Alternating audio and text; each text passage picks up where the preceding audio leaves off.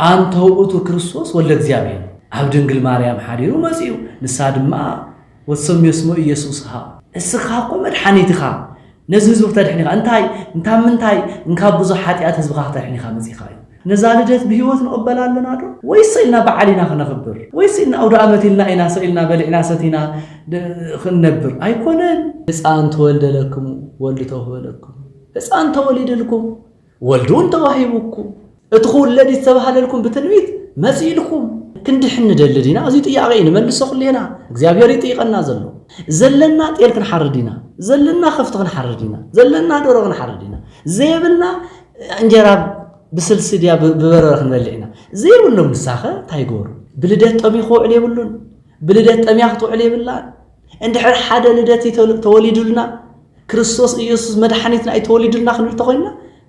ንኹሉ هنا صمات وعل كبد خطول لي بالله ኢየሱስ ክርስቶስ በየዓመቱ ህፃን እንዳተወለደ ክንርኢ ይኩን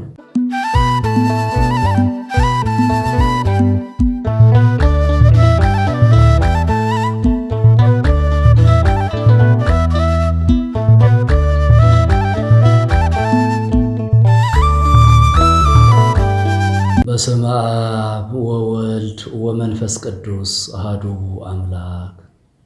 ቅዱስ ቅዱስ ቅዱስ እንዳተባልካ በቅዱሳን መላእክት እትመስገን በሊቃውንት እትመስገን በመእመናን እትመስገን ቅዱስ እግዚአብሔር አምላክና ሰላም ካን ፍቅርካን ናብ ዓለም ኩሉ ዘሎ ህዝብካ ክትተብጽሕ ንልምነካ ጎይታና አምላክና መድኃኒና ኢየሱስ ክርስቶስ በዛ ሰዓት እዚኣ ከምዚ ተራኺብና ናትካ ቅዱስ ቃል ክንመሓልፍ ስለዝፈቀድካልና ክብርን ምስጋናን ንዓኻ ይኹን ዝኸበርኩም ሊቃውንተ ቤተ ክርስቲያን መምህራን ቤተ ክርስቲያን ሰንበት ትምህርት ቤት አባላት አቦታት አዴታት ህፃናት ኩልኩም ብስም ቅዱስ አምላክና እግዚአብሔር እንኳዕ ንኽልተሽሕን 18 ዓመተ ምህረት በዓለ ልደቱ ለኢየሱስ ክርስቶስ አብጽሐኩም አብጽሐና በዓለ ልደቱ ናይ አምላክና ናይ ጎይታና ናይ መድኃኒና ኢየሱስ ክርስቶስ ዋዜማ ኮይና ኢና እዚ መልእኽቲ እዚዩ ነተሓላልፎ ዘለና መልእኽቱ ናይ እግዚአብሔር እዩ እዚ ዘመን እዚዩ እዚ ዓመት እዚዩ ህዝብና ተፈናቀለ ህዝብና ካብ ዝነበሮ ንላዕሊ መከራ ዝበዝሖ ካብ ዝነበሮ ንላዕሊ ብጥሜት ዝተሓለበሉ ካብ ዝነበሮ ንላዕሊ ዕርቃን ሕማም ዝበዝሐሉ ኮታስ ህዝብና ተፈላለየ ብዙሕ ሽግር ዝበፅሐሉ ዓመትና ዘለና ግን እግዚአብሔር ዝፈጠሮ እግዚአብሔር ካብ እግዚአብሔር ተስፋ ይቆርጽንሞ ሕዝውን በዓለ ልደቱ ክነኽብር ዋዜማ እንትንበጽሕ ልደት ተስፋ ልደት ሰላም ልደት ፍቅሪ ልደት ሓድነት ልደት ምሕረት ስለ ዝኾነ ኢየሱስ ክርስቶስ ምሕረቱ ክልእኸልና እዩ ሰላሙ ከምጽአልና እዩ ይኣኽለኩም ክብለና እዩ ብምባል ሰፊሕን እውነትን ተስፋ ብምሓዝ ናይ በዓሉ ንኽነኽብር ኣብ ናይ ዝግጅት ዋዜማ ኢና ዘለናሞ እንኳዕ ኣብጽሓኩም ሕዝውን እንኳዕ ኣብጽሐና ኣብ ዓለም ኩሉ ዘለኹም ህዝበ እግዚአብሔር እሞ ናይ ዕለቱ እግዚአብሔር ዝመኽረና ዘምህረና ብዛዕባ ልደቱ እዩ ብዛዕባ ናይ ኢየሱስ ክርስቶስ ናብዚ ዓለም እዚ ምምጻእ ናብዚ ዓለም እዚ መጽኡ ዝተወለደሉ ቃል ይዝነግረና ስለዚ ናይ እግዚአብሔር ቅዱስ ቃል ገርና መልዓል ገርና ክንነጋገር ኢና تنويت إساياس معرف تشعته تنويت إساياس معرف تشعته قصر شدشته ملعل قرنا حد خلت ندبلنا كن مهارنا قويت أملاخنا እግዚአብሔር ساعتنا كله يبارخلنا كم زيبل نايت مرتنا رأسي اسمه هزان تولد لنا ولد توهب لنا يبل هزان تولد لنا ولدون تواهبنا ህፃን ተወልደለን እስመ ህፃን ተወልደለን ህፃን ተወልዱልና ወልዱን ተዋሂቡና ስለ ቃሉ እግዚአብሔር አምላክና ዝኸበረን ዝተመስገነን ይኹን ህዝበ እግዚአብሔር إذا قال زيو نبي እግዚአብሔር إساياس بخالي بوتا خالي تنبيت نرو إذا قال زيو قدوس إفريمون تطعيمون ليو بصلوته ماريام وي بوداسي ماريام ሕፃን ተወልደለነ ወልድ ተወለነ ይሉ ተጠቂሙልን ዝቃል እዚ ሕፃን ተዋሂብና ወልድ ተወሊድልና ኢሳይያስን በኻሊ ድንግል ክትጸንስያ ድንግል ክትወልድ ያ ዝብል ኣብ 7 ምዕራፉ ከም ትንቢት ዓይነት ተናገርዎ ነው ድንግል ክትወልድ ያ ክትጸንስያ ክትወልድ ያ እታ ድንግል በድንግልና ጸኒሳ በድንግልና ክትወልድ ያ ዝብል ስሙን ክትጽውዖ ያ ዝብል ቃል ኣብ ምዕራፍ 7 ተናገሩ ነው ሕዚ ድማ ፍጻሜ ይዝናገር ዘሎ ምክንያቱ ናይ ፍጻሜ በዓል ክነኽብር እንዲና ተዘጋጅና ዘለና ተስፋ እኺሉ እግዚአብሔር ተቃሊልዎ ናይ ምሕረት ተስፋ ናይ ሰላም ተስፋ በጽሑ ናይ ኢየሱስ ክርስቶስ ልደት በዓል ልደቱ ክነኽብር ዋዜማ ኢና ዝኒና ስለዚ እስመ ሕፃን ተወልደለነ ተወሊዱልና አፍቲዩ ክውለድ ዝብል ተስፋ ኢና ተወሊዱልና ወልዱን ተዋሂቡና ወልዱን ተዋሂቡና ለዚህ በትርጓሚው በተዋና خድርየት ተለና ክርስቶስ ንምንታይ ይመጽዩ ክርስቶስ ንምንታይ ተወሊዱ ህዝብና ህዝበ እግዚአብሔር 5500 ዘመን አብስቃይ ነው ሰይጣን ዝባሃል ዲያብሎስ እንካፍቱ ዝነበሮ ናይ ክብር ገነት እንካፍቱ ዝነበሮ አዳምን ሔዋን ዝነበሩ አሰሓሒቱ ሙሰውጾ ስቃይን ዘመን ናይ ስቃይ ዘመን ናይ መከራ ዘመን ናይ ጭንቅ ዘመን 5500 ዘመን ኣብ ስቃይ ንረሰና እግዚአብሔር መካር ሐያል አምላኽ ሩህሩህ ጥዑም አምላኽ ስለዝኾነ በአምላክነቱ ተወዳዳሪ ዘይብሉ በስልጣኑ ተወዳዳሪ ዘይብሉ በንግስኑ ተወዳዳሪ ዘይብሉ ቀዳማይውን ዘይብሉ بدحريون زي ركب بقدميون زي نبرة نقصنو سلطان ملؤ زخانة كم سب توسينو كاب سمايات وريدو عبدنجل مريم حديرو كابدنجل مريم توليدو نابدنجل مريم نخولد زمصو عبد سلمات زل حزب سلزرعي يتوز الماز زنبره حزبي برهان رخبون يولا يبخالي يتوز الماز زنبره حزبي ناب برهان كوص من يخوصو يتتولد ሕፃን ኢየሱስ ክርስቶስ አማኑኤል በሉርአኹም ነዚው ነተብ መከራ ነብ ጸልማዝ ዝነበረ ህዝቢ ንኸውጽ ይዝመጽ ዘሎ ተዋሂውና ዝብል ዘሎ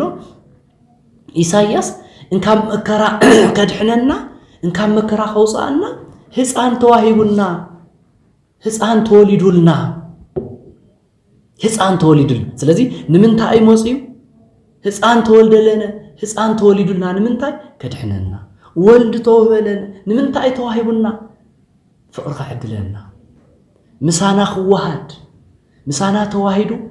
ስጋና ለቢሱ በአምላክነቱ ናይ አምላክነቱ ስራሕ እንዳሰርሐ ናይ ሰውነቱ ምሳና ተመሳሲሉ ተዋሂዱ ኣብ ጸልማስ ዝነበረት ዓለም ኣብ መከራ ዝነበረት ዓለም ኣብ ጭንቅ ዝነበረት ዓለም ኣብ ስቃይ ዝነበረ ህዝቢ አድሂንዎ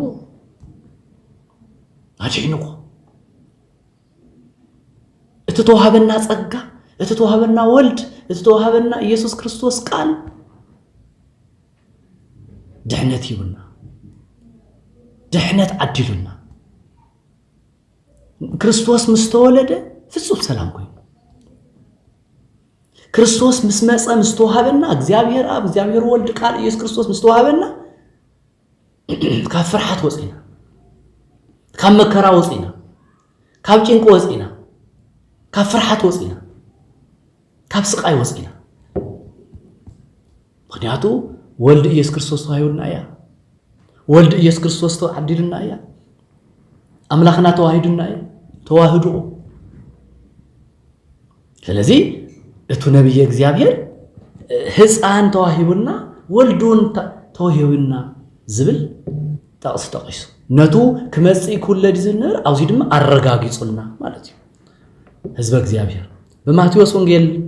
معرف حدا قصر عسران حدا كري أنت لنا بسعب على جدكم زيبل ماتيوس ونجيل معرف حدا قصر عسران حدا كم زيبل وتولد ولده وتسميه اسمه إيسوسها اسمه أتيادهنو ملهزو امهاتياتهم رأهم أنتون تايلنا نرنا أب حاتيات زنبرة أب مكرا زنبرة أب سقاي زنبرة أب جنك زنبرة أب نوعس زنبرة هزبي نخدحن إيسوس كريستوس توليدو لنا إنا لنا يعنتو نعنا نخدحننا إيسوس كريستوس مسيئو لنا إنا لنا أوزيد ما ماتيوس لما انتاير صحيف لنا إنيه وتولد ولده وتسميه إيسوسها اسمه أتيادهنو ملهزو اسمه أتيادهنو ملهزو مهاتياتهم أخو حموش تميتن زمن أبسقاين مكرانا بحاتياتن زنبر هزبي صلماتن بربرهان زي رأي زنبر هزبي مداني عالم إيسوس كريستوس أفتا دنجل مريم حديرو توليدو أب دنجل مريم حديرو مزيو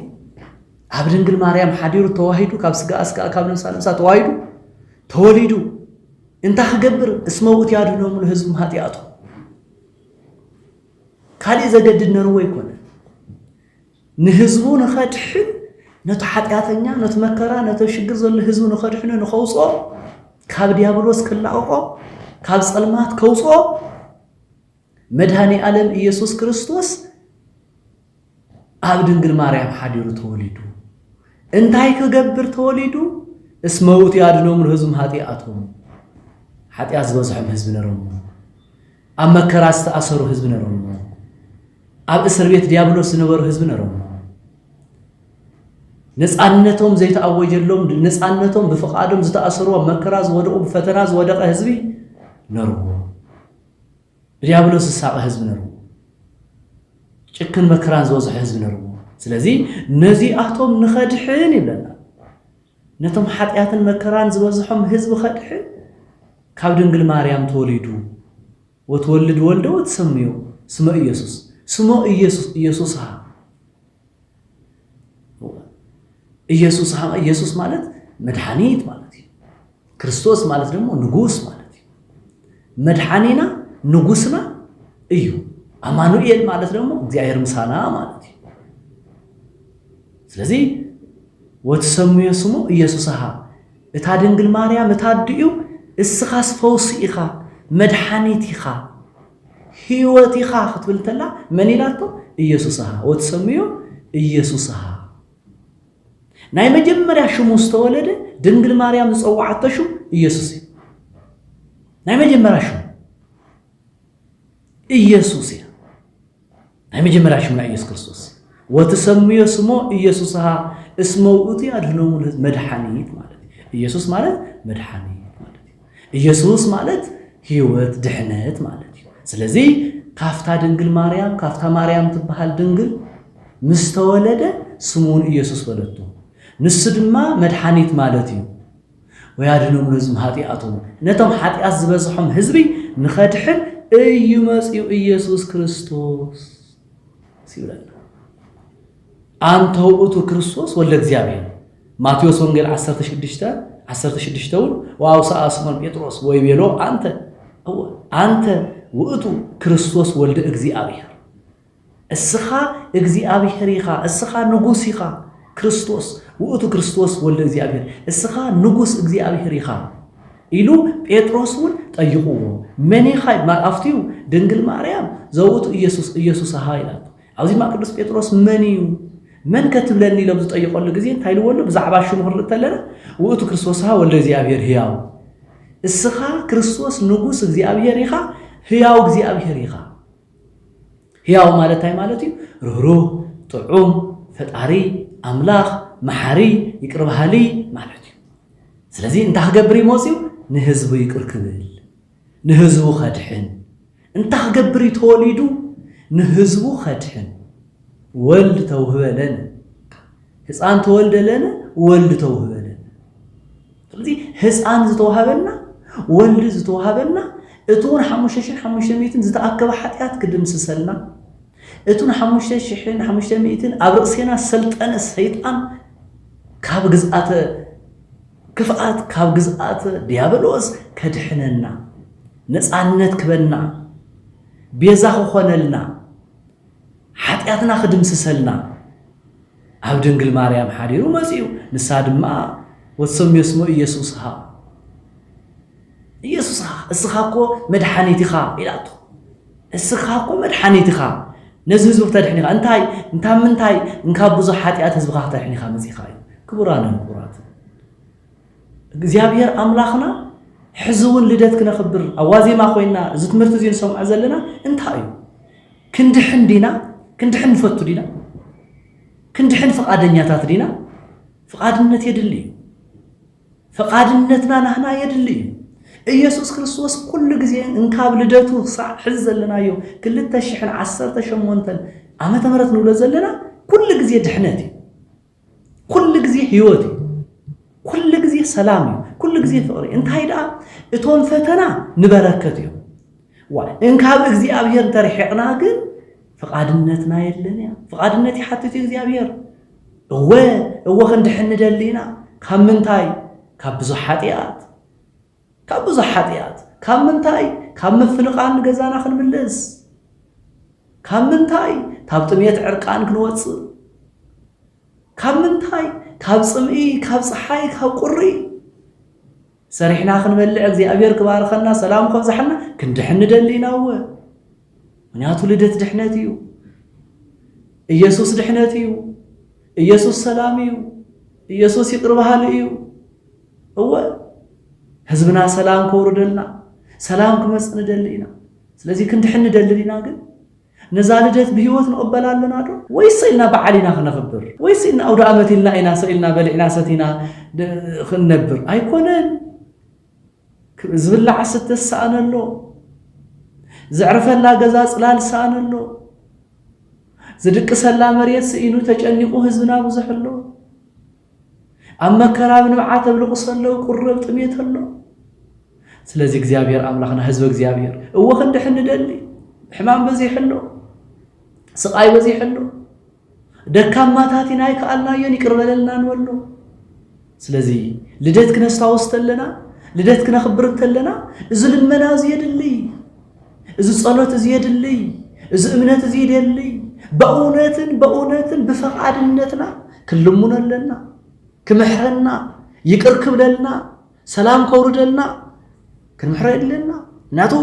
አንተ ውእቱ ክርስቶስ ወልደ እግዚአብሔር ሕያው ቅዱስ ጴጥሮስ እስኻ እኮ መድሓኒት ኢኻ እስኻ እኮ ክርስቶስ ኢኻ እስኻ እኮ እግዚአብሔር ኢኻ ሕያው ኣምላኽ እኮ ኢኻ ሕያው ዝኾንካ እግዚአብሔር ኢኻ ኢልዎ ቅዱስ ጴጥሮስ ሕያው እግዚአብሔር ኢኻ እዩ ብኻሊእ መንገዲ ክንሪኦ ተለና ኣብ ሉቃስ ምዕራፍ 2 ቁፅሪ 11 ክንምልከት ተለና ክቡራንን ክቡራትን ከምዚ ይብል ሉቃስ ወንጌላዊ ሉቃስ ተጻሓፎ ምዕራፍ 2 ቁፅሪ 11 እስመናሁ ተወልደ ለክሙ ዮም መድህን ዘውእቱ ክርስቶስ ወልደ እግዚአብሔር ክርስቶስ እግዚእ ብሩክ በሃገረ ዳዊት እግዚእ ብሩክ በሃገረ ዳዊት እስመናሁ ተወልደ ለክሙ አውዚውን ተወሊድልኩም እዩ ከም ታንቶ ኢሳይያስ ዘለ ህፃን ተወልደ ለነ ወልቶ በለነ ኢሳይያስ ይልዎ ሉቃስ ድማ ምጽዮ ምዕራፍ 2:11 ቁጽሪ እስመናሁ ተወልደ ለክሙ ህፃን እስመናሁ ተወልደ ለክሙ ተወሊድልኩም እቱ ብትንቢት ዝንገረሉ ዝነበረ ዝምስከረሉ ዝነበረ ትጽበይዎ ዝነበርኩም ኢየሱስ ክርስቶስ ድሕነትኩም ኣኺሉ መከራኩም ተወዲኡ ጭንቁኩም ተወዲኡ ስቃይኩም ተወዲኡ ክርስቶስ ኢየሱስ ተወሊድልኩም ወልደ እግዚአብሔር ኢየሱስ ተወሊድልኩም ወልደ እግዚአብሔር ክርስቶስ ተወሊድልኩም እስመናሁ ተወልደ ለክሙ ዮም መድህን ዘውእቱ ክርስቶስ እግዚእ ብሩክ በሃገረ ዳዊት ኣብ ናይ ዳዊት ሃገር ኣብ ናይ ዳዊት ገዛ ካብ ትውልደ ዳዊት ካብ ድንግል ማርያም ካብ ስጋ ካብ ነፍሳ ወሊዱ ትውልደ ዳዊት ዝኾነ ኢየሱስ ክርስቶስ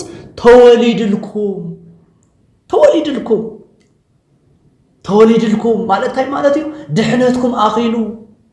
መከራኩም ተወዲኡ ጭንቁኩም ተወጊዱ ናይ ዲያብሎስ ስልጣን ተሳዒሩ ናይ ጸልማት ስልጣን ተሳዒሩ ኣብ ጸልማት ዝነበረ ህዝቢ ናብ ብርሃን ክወፅእ እዩ እግዚአብሔር ምሕረቱ ሒዙ መጽኢልኩም ኣሎ ኢሉ እቶም ቅዱሳት መጽሐፍቲ በስ ይነግሩና ግን ምድሓን ፍቃድነት የድሊ ህዝብ እግዚአብሔር ምድ ሰላም ፍቃድነት የድሊ እዩ ባዕለ ይኮነን ሰላም ዝመጽእ ወባዕለ ይኮነን ድሕነት ዝመጽእ እግዚአብሔር ክነንኳሕኩሐለና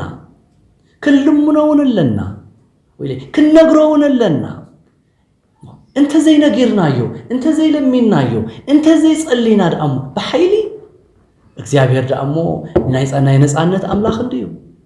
ነጻነት ዘአወጀ ዘሃበ አምላኽ እኮ እዩ አይጭቁንን እኮ እግዚአብሔር ጨቋና አምላኽ እኮ ይኮነን ጨቋና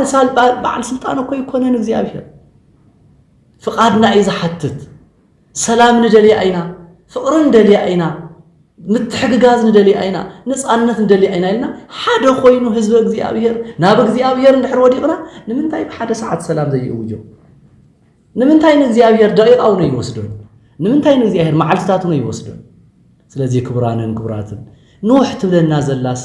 እታ ፍቃድነትና እቱ ውፅእ ከይትኸውን እታ ልመናና ጅምር ግድፍ ከይትኸውን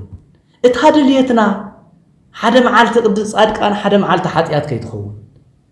እታ ጸሎትና ሓደ መዓልቲ ብቅንዕና ሓደ መዓልቲ ብጭን በቀል ከይትኸውን እግዚአብሔር ሰላም ክንብል ተለና ፍጹም ሰላማውያን ክንኮንለና ፍቅሪ ክንብል ተለና ፍጹም ፍቅሪ ክንኮንለና ድሕነት ክንብል ተለና ፍጹም ይቅር ባህልቲ ክንኮንለና ሕፃን ተወልደለኩም ወልድ ተወህበለኩም ሕፃን ተወሊድልኩም ወልዱን ተዋሂቡኩም ርእስና ደቅ እግዚአብሔር ሕፃን ተዋሂቡኩም ኢየሱስ ዝተባሃለ ሕፃን ወትሰምዮ ስሙ ኢየሱስ አሃ አዲዩ ኢየሱስ ኢላ ዝጸዋዕቶ አዲዩ ኢየሱስ ኢላ ዘውጽሐሉ ናይ መጀመርያ ሽሙ ኢየሱስ ኢየሱስ ዝተባሃለ አምላኽ ወልደ አምላኽ መድኃኒ ዝኾነ ንጉስ ዝኾነ ሕያው ዝኾነ ይቅር በሃል ዝኾነ ምሳና ዝተዋሃደ አማኑኤል ዝተባሃለ ኢየሱስ ተወሊድልኩም ሕፃን ተዋሂቡኩም ሕፃን ተወሊድልኩም ወልድ ተዋሂቡኩም እትኹለድ ዝተባሃለልኩም ብትንቢት መጽኢልኩም እትኽትድሕንኢኹም ዝተባሃልኩም ናይ ብርሃን አምላኽ ዝተባሃለ መጽኢልኩም ክቡራንን ክቡራት ልደት እንትነኽብር እንተለና እዚኣቶም ኢና ነስታውስ ልደት ክነኽብር እንተለና እዚኣቶም ኢና ክንታውስ በቃ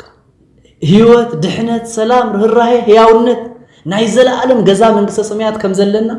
ኢና ነስታውስ ስለዚህ እንድሕር መጽሐፍ ቅዱስ እዙይ ዝብለና ኮይኑ እስትናው ህይወትና ንወሰዱ ከምቱ ዝበልኩኹም ክንድሕን ንደሊ ዲና እዙይ ጥያቄ ንመልሶ ኩሌና እግዚአብሔር ይጥይቀና ዘሎ ናይ እንድሕነት ፕሮሰስ ግን ፍጹም ይቅርታ ፍጹም ንስሐ ፍጹም ሰላም ፍጹም ፍቅሪ ፍጹም ይውህና እዚኣ እያታ ፕሮሰሳ በዘይ እዚኣ ግን ታድሕነት ይትመስል ቅንዕና ክህሉ ኣለዎ ብኻሊእ መንገዲ ኸ ጽባሕ በዓል ክንኽብር ኢና ዘለና ጤል ክንሓርድ ኢና ዘለና ከፍቲ ክንሓርድ ኢና ዘለና ደሮ ክንሓርድ ኢና ዘይብልና እንጀራ ብስልሲ ድያ ብበረረ ክንበልዕ ኢና ዘይብሎም ንሳኸ እንታይ ይገብሩ እሳ ዘይብሎም እንታይ ይገብሩ ታፍታን እሽተይ ደም ክፋል ይሕሸና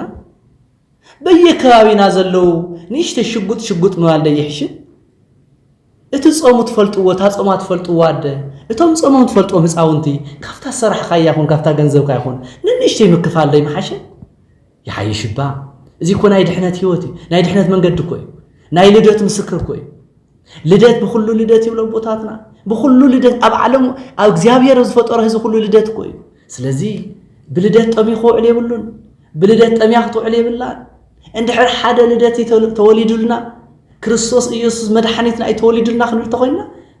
ንኹሊህና ጾማት ውዕል ከብዲ ክትህሉ የብላን ጾማት ውዕል ከብዲ ክትህሉ የብላን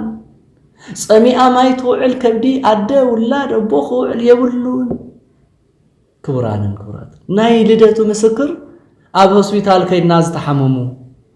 ኣብ ናይ ደቅና ስለዓዶም ኢሎም ስቃይ ዝረኽቡ ዘለው ተወቂዖም ኣካላቶም ጎዲሉ በየሆስፒታሉ ዘለው ከይድካ ምውዓል ኣብ መዕቆብ ዘለዎ ቦታት ኣዴታት ከይድካ ምጥያቅ ኣብ በየከባቢ ዘለው ህፃናት ጠምዮም በየመንገዲ ዝወፁ ዘለው ኣኻኺብካ ምሳሕ ምብላዕ ኣብ በየከባቢና ጎረቤትና ዘለው ግልጽ ዝብሎም ዘይብሎም ቆልዑ ኣረጋውያን ኣዴታት ምጥያቅ ማይን እንጀራን ሒዝካ ምጥያቅ እዚአቶም በሙሉኦም ናይ እውነት ኢየሱስ ክርስቶስ ከም ተወለደልና ኢየሱስ ክርስቶስ ከም ተሃበና ኢየሱስ ክርስቶስ መድኃኒና ክርስቶስ ንጉስና ኢየሱስ መድኃኒትና እግዚአብሔር አማኑኤል ሕያው አቦና ምዃኑ ክንምስክር እንተኾይና እዞም መንገድታት እዚአቶ ተጠቂምና ኢና እዙ ናይ ርህራይ ስራሕ ተሰሪሕና ኢና እዚኦም ተሰሪሕና እንታይ ንብሃል በዓለ ልደት ተኽቢርና ዘኪርና ይኽቢርና ያውዒልና እምበር ኢየሱስ ክርስቶስ በየዓመቱ ክውለድ ኣይኮነን ኢየሱስ ክርስቶስ በየዓመቱ ህፃን እንዳተወለደ ክንርኢ ኣይኮነን እቱ ዝገበረልና ድሕነት እቱ ዝሃበና ሰላም እቱ ዝሃበና ፍቕሪ እቱ ዝሃበና ይውህና እቱ ተዋሃበና ህፃን እንዳስታወስና ህፃን እንዳሃለወ አምላኽ ወልድ ተወሊዱ እንዳተባሃለ ቅድመ ዓለም ዝነበረ እግዚአብሔር ምዃኑ እንዳተረዳእና زحاونا الله معلتي كان تاب صلمات نبرها زوصنا الله معلتي نزل عالم ديابلوس تسعر الله معلتي ناي دحنت هيوز رخبنا الله معلتي ስለዝኾነት ኢና ነስታውሳ ዘለና በየዓመቱ 20 ሸዓት ሓደ ጊዜ ድማ 28 ነስታውሶ ዘለና በየዓመቱ ነስታውሶ ኢና ዘለና ምር በየዓመቱ ኩለደ ይኮነን ስለዚ ዞም ስራሕ እዚኦም ተሰሪሕና ግን ልክዕ ከምት ናይ መጀመርያ ልደት ድሕነት نفسنا عند تحدث نفسنا عند تقدس كل جزء نفسنا حبست خوينا صباحنا وجزء كن كي تلنا دما نايلدتو أماني ناهي أونتو تختاتالي ناي منفس قدوس تواهدون ترديت زلوا ولد تبهيلنا نحناون دق زياهر تبهيلنا من قص زياهر تخفيت صرحنا سلازي كبران من كبرات لدت كنا خبرت لنا ب50 خنا خبرت لنا بحلفنا يكلتاشن 10 شمونتن لدت بزتفليه ህዝብና እንጀራ ይብለሉ ማይ ይብለሉ ቆሪር ንኽዳን ሲኢነ ይብለሉ መጸግዕ ሲኢነ ይብለሉ እቱ በጠቃላይ ዝጽጋዓሉ ገዙ እግዚአብሔር ንገዙ ክምልሶ ጥብቅ ዝኾነ ጸሎት ንጸሊ እነዚህ መልከቶም አካላቱን አብይታ ነቅርብ ቅድም ኩሉና አምላኽና ቀጽለ በትሕት እግዚአብሔር ድማ ዓለም ዘመሓድር ድማ ነቅርብ እታነታ በዓልነታ ገዚ አግዋ ከመይሉ እንጀራ እንዳበለሰብ ጠቢን እንዳሆነ ህፃናት ከመይልና አይና መስቀና አንሪ ከመይልና አይና መስቀን ልሞታት የዴታት አየጨክነና ህዝብ እግዚአብሔር ጨካን ህዝብ ይብልናን ህዝቡን ሓደራ ናይ 2018 በረከት ንቀበለላ ህዝብና ተስፋ ንኹኖም አበይ የከባቢ ዘሎ በየቀረባና ዘሎ ህዝብና ንፈጣሪና ክንጠይቅ ይግባአና ናይ መጨረሻይ ናይ መጽሐፍ ቅዱስ ጥቅስና ቲቶ ናይ ጳውሎስ መልእክት ኣብ ቲቶ ምዕራፍ 3 ቁጥር 4-7 ወአማ አስተርአየ ምህረቱ ለእግዚአብሔር መፍቀር የሰብ መድኃኒነ አስተርእዮ ጽባሕ ልደተ ኢየሱስ ክርስቶስ እንካብ ጥር ሓደልና እንዲምርተልና ትከይተልና አስተርእዮ ይዝባል አስተርእዮ ማለት እቱ በመጽሐፍትን በነቢያትን ዝንገር ዝነበረ ኢየሱስ ክርስቶስ ተገሊጽ ምግላጽ ማለት እዩ መምጻ በጋሃድ ምርአይ ማለት እዩ ስለዚህ ቅዱስ ጳውሎስ ወአማ አስተርአየ ምህረቱ ፍጹም ምህረቱ ተወሊዱ ፍጹም ምህረቱ ነፃነት አውጁ መን እግዚአብሔር መፍቀር የሰብ እግዚአብሔር እት መፍቀር የሰብ ዝኾነ እግዚአብሔር እት መድኃኒት ዝኾነ እግዚአብሔር እት ንጉስ ዝኾነ እግዚአብሔር እት ሕያው ዝኾነ አማኑኤል ለዚ ምህረቱ ናብ ደቂ ሰባት ሃምጽኡ መድኃኒና ስለዝኾነ መድኃኒት ሃምጽኡ ስለዚ ክንድሕን ይግባአና ክንፍወስ ይግባአና ኃጢአትና ክንርሕቕ ይግባአና ብንስሐ ክንሕጸብ ይግባአና በዓለ ልደት ናይ ጎይታና ናይ አምላኽና ናይ መድኃኒና ናይ ኢየሱስ ክርስቶስ በዓለ ልደት ክንርኢ ተለና ድሕነት ይዝረአየና ሰላም ይዝረአየና ፍቕሪ ይዝረአየና ምርህራህ ይዝረአየና ምትሕግጋዝ ይዝረአየና ምኽንያቱ ህፃን ተወልደ ለነ ወልድ ተወህበ ለነ ድሕነት ዝተቀበልናሉ መዓልቲ እዩ ህይወት ዝተረኸብናሉ መዓልቲ እዩ ነፃነት ዝረኸብናሉ መዓልቲ እዩ ፍጹም ብርሃን ዝተኣወጀሉ መዓልቲ እዩ ፍቕሪ ዝተገለጸሉ መዓልቲ እዩ ኩልህና ድማ ሰባትን እንስሳታትን ናብ እግዚአብሔር ዘመስገናሉ በዓል እዩ በኽሩ በዓልና እዩ ናይ ድሕነትና በዓል እዩ ናይ ሰላምና በዓል እዩ ናይ ይቅርታ ተባሂሉ ን5500 ዘመን ዝነበረ ትጽቢት መደምደምታ ኮይኑ ብርሃን ዝረኸብናሉ ኢየሱስ ክርስቶስ እዩ ነላዊና ዝረኸብናሉ እዩ ንዓና መሲሉ ተወሊዱ ምሳና መንጎና ተረኺቡ ብፍቕሪ ዝሓቆፈና بيقر بحالنا زقربنا بمحرته السبسبنا مفكر يسب مدحانينا اتمدحاني زخونه እግዚአብሔር ዝረኸብናን አስተርእዮ بجهادز ترأيلو بجهادز مسألو بجهادز تجلسلو سلازخانة كبرات بقدسنا بنصهنا بصدق نجلس لجتو راي بعل بمخبار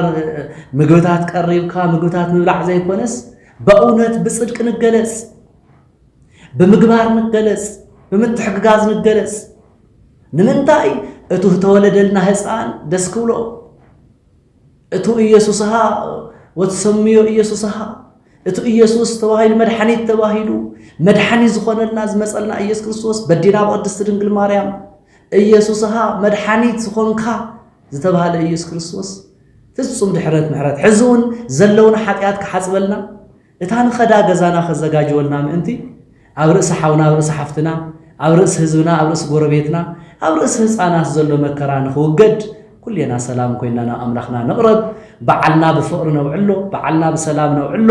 ብዝበለፀ ድማ ብምትሕግጋዝ